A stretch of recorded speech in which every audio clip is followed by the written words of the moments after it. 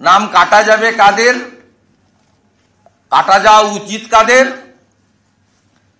রোহিঙ্গা অনুপ্রবেশকারী, বাংলাদেশি মুসলমান অনুপ্রবেশকারী, ডবল এন্ট্রি ভোটার, মৃত ভোটার এবং তার সাথে সাথে আপনার আইপ্যাক নাট্য কোম্পানি এবং আপনার যে ফেক ভোটার আপনি তৈরি করে রেখেছেন, অস্তিত্বহীন ভোটার, তাদের নাম।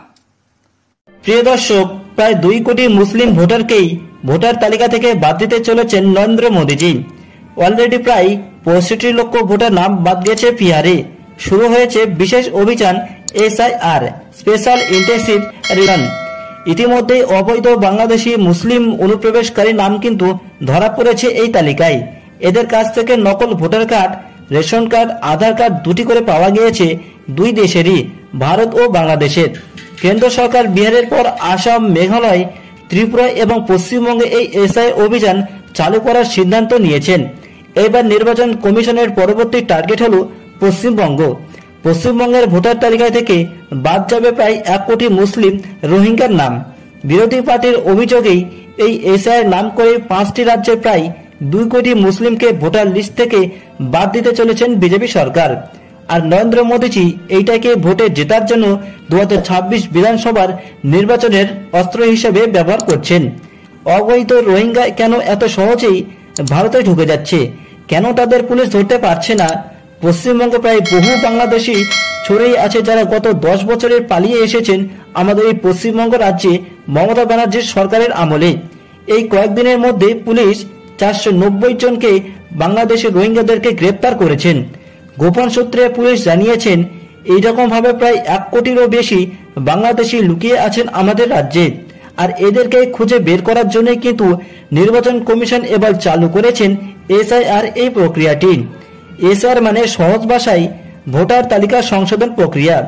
ইলেকশন কমিশন অফ ইন্ডিয়ার পরিচালিত একটি বিশেষ প্রক্রিয়া, যার মাধ্যমে ভোটার তালিকা যাচাই করে আপডেট দেওয়া হবে নির্বাচন কমিশনকে। এই প্রক্রিয়ায় নতুন ভোটারকে মানে যাদের 18 বছর বয়স হয়েছে তাদের নাম অন্তর্ভুক্ত করা হবে। তার পাশাপাশি মৃত ব্যক্তি এবং যে সমস্ত ব্যক্তি এক জায়গায় থেকে অন্য জায়গায় চলে গিয়েছেন তাদের ভোটার নাম কিন্তু বাদ দেওয়া হবে। ভোটার তালিকায় থাকা ভুল তথ্যও কিন্তু সংশোধন করা হবে এই প্রক্রিয়ায়। ফটোসহ নাম ঠিকানার বিভিন্ন ভুল বা বানান সংশোধন করা হবে এই প্রক্রিয়াতে। এই প্রক্রিয়ায় সাধারণত হয় বিধানসভা ও লোকসভা নির্বাচনের আগেই। 2026 সালে পশ্চিমবঙ্গে বিধানসভা নির্বাচন আসছে, তাই এইবার নির্বাচন কমিশন নেক্সট টার্গেট হলো পশ্চিমবঙ্গ।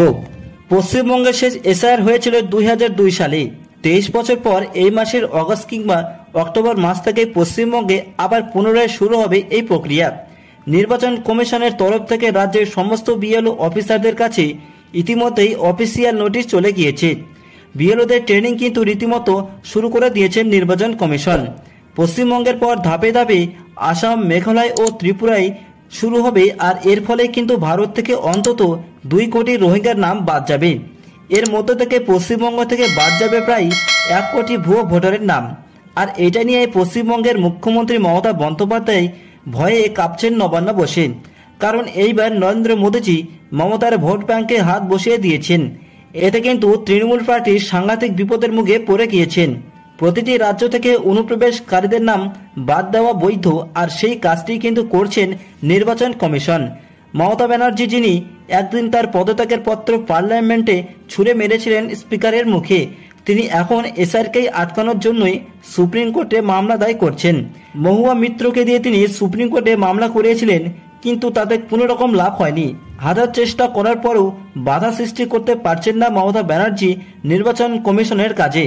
যে সমস্ত তৃণমূলের চটিচাটা নেতারা টাকা নিয়ে বাংলাদেশি রোহিঙ্গাদের ভোটার কার্ড, রেশন কার্ড ও আধার কার্ড তৈরি করে দিয়েছে যাতে তারা TMCকে ভোট দিতে পারে, তাদের কিন্তু আর রক্ষে হবে না। 2026 সালে লোকসভা ভোটে ভোট দিয়েছিল 94% মুসলিম, আর হিন্দুরা ছিল 65%। অর্থাৎ বুথে গিয়ে হিন্দু আর মুসলমানের ভোট দেওয়ার পার্থক্য ছিল 29%। এই জন্যই কম বেশি প্রত্যেকটি রাজনৈতিক দল মুসলিম ভোট ব্যাংকেই টার্গেট করে থাকেন।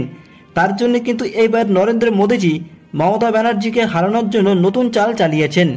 প্রিয় দর্শক, আপনাদের কি মনে হয় আপনাদের মূল্যবান মতামত অবশ্যই শেয়ার করবেন আমাদের সঙ্গে এই ইউটিউব নিউজ চ্যানেল সংবাদ সারাদিন চ্যানেলের মাধ্যমে। প্রিয় দর্শক, আপনাদের এই ভিডিওটি কেমন লাগলো কমেন্ট করে অবশ্যই জানাবেন।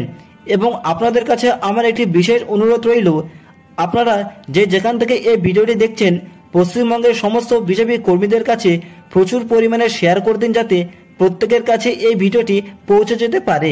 প্রিয় দর্শক, রাজ্যের সমস্ত খবর প্রত্যেকদিন দেখতে এবং তৃণমূলের দুর্নীতির খবর সবসময় শুনতে প্রিয় দর্শক আপনারা এই চ্যানেলটিকে সাবস্ক্রাইব করবেন এবং তার পাশাপাশি জয় শ্রীরাম বলে কমেন্টে অবশ্যই লিখবেন। দেখা হচ্ছে প্রিয় দর্শক আপনাদের সঙ্গে পরবর্তী কোনো বিশেষ খবরে। ততক্ষণের সঙ্গে থাকুন, পাশে থাকুন, দেখতে থাকুন। ধন্যবাদ।